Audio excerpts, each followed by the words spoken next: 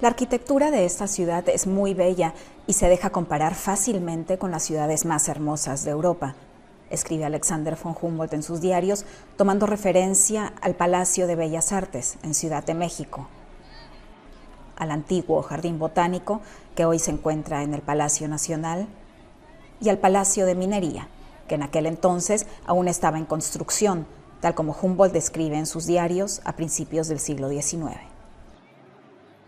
Como minerólogo, esta fue una de las instituciones más interesantes a visitar para Humboldt. En esta escuela analizó minerales que extrajo de diversas minas del Reino de Nueva España y que investigó también junto con el director del Real Seminario de Minería, Fausto de Lullar, y junto al catedrático Andrés Manuel del Río. Ambos también fueron sus compañeros de estudio en la conocida Escuela de Mineralogía en Freiberg. Hoy queremos ver qué queda del paso de Alexander von Humboldt por acá y qué huellas dejó. El doctor Omar Escamilla, director del acervo del Palacio de Minería, nos recibe a primera hora en la puerta del palacio.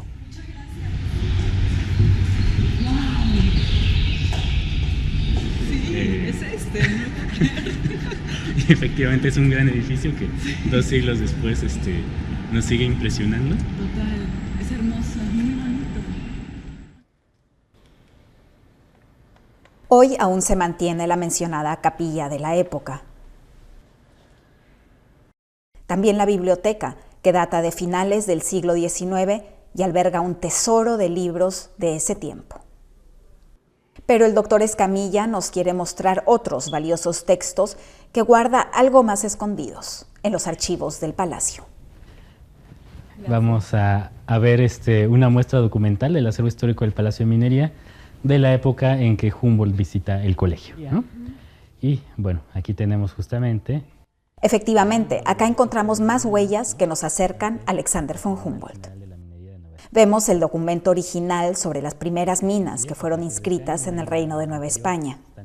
Pero también aprendemos más sobre los instrumentos de medición que Humboldt transportó durante toda su expedición a través de Cuba, durante su primera estancia allá, casi toda Sudamérica y a través del Reino de Nueva España a partir de 1803. Llegan a México, incluso él en alguna de sus cartas a Willdenow, ¿no? El naturalista, dice que ya están muy dañados los instrumentos, pero que son reparables. Y en esa intención de que todavía pueden ser muy útiles, decide vendérselos al Colegio de Minería. Y entonces a finales de 1803, en diciembre, hace esta compraventa por 1,555 pesos, que era bastante. 2,000 pesos era el salario anual de un catedrático del Colegio de Minería. Estamos hablando de 9 meses del salario de un profesor. Eso es lo que se le da a Humboldt, y en enero de 1804 él recibe el dinero y firma el acuse de la cantidad. La factura está firmada por el propio Alexander von Humboldt, pocos meses antes de que embarcase rumbo a Cuba por segunda vez. Este es original. Este fue su primer viaje sin transportar sus instrumentos, ya que se encaminaba de regreso a Europa. 1800 más o menos. Lamentablemente, los instrumentos están desaparecidos desde hace ya varios años. Hoy en día nadie sabe dónde se encuentran estas valiosas pertenencias del Palacio de Minería, nos asegura el doctor Escamilla. Desaparecieron completamente, sí.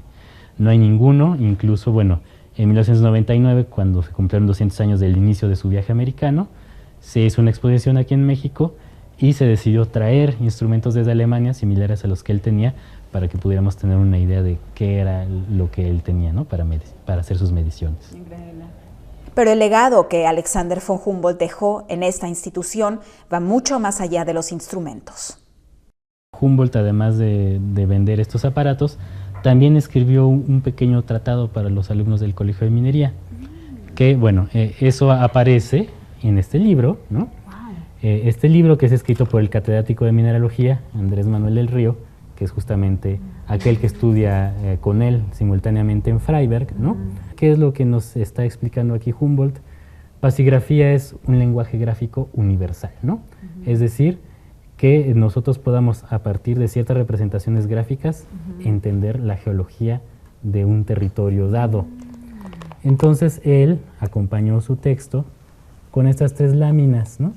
Entonces lo que él pretendía es que este lenguaje de representación se usara en todo el mundo y se convirtiera entonces en una pasigrafía geológica, ¿no? Y esto fue así hasta que se introdujeron los colores en la geología en vez de los gráficos que Alexander von Humboldt inventó para clasificar los diversos suelos. Además, Humboldt fue más allá e hizo el primer corte vertical de los suelos de América, comparándolos con los suelos y las alturas europeas. Y aquí vemos justamente, ¿no?, las distintas capas que hay, ¿no?, de minerales en el continente americano, las alturas, ¿no?, y estas a su vez comparadas con las de Europa, ¿no?, para que uno pudiera tener comparadas con la de Europa. Además, Omar, ¿qué dices tú? O sea, todo esto en el año 1803. Ajá, exactamente. Es increíble, ¿no? Es increíble, ¿no?, porque finalmente es la primera vez que se está comparando América con Europa desde ese punto de vista de las ciencias geológicas modernas, ¿no? Y esto además también lo pudo realizar justo por estar en contacto con Andrés del Río, ¿no? Tenía una contraparte, ¿no?, con la misma formación que él, con las mismas ideas, y pudieron, por lo tanto, llegar a estas conclusiones, ¿no? Por eso en el Museo del Palacio de Minería ambos, del Río, el principal catedrático del Colegio de Minería en aquel entonces, y Alexander von Humboldt, el científico alemán, tienen un lugar de honor uno al lado del otro. Sin embargo, notamos que para seguir los pasos de Alexander von Humboldt en el sector minero, que tanto interés le causó, es imprescindible ir a uno de los centros mineros más importantes de la época, un lugar que Humboldt también visitó. Nos encaminamos así a Guanajuato.